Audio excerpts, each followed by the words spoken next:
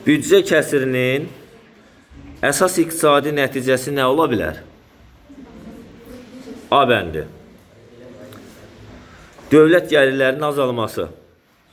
B. İnflyasiya təzyiqlərinin artması.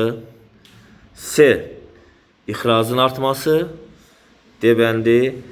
İstehsal xərclərinin azalması. Vaxt gedir.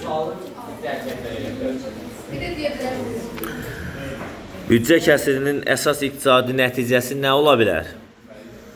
Dövlət gəlirlərinin azalması, inflyasiya təzyiqlərinin artması, ixracın artması, istehsal xərclərinin azalması.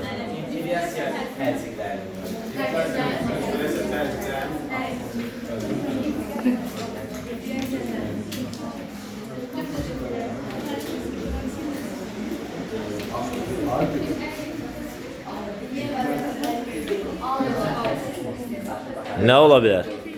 Cavabı hazırsınız?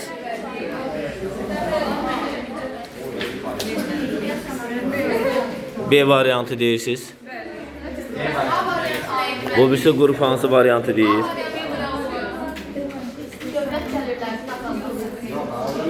On saniyəniz qaldı. Enflyasiyanın artması. Yaxşı.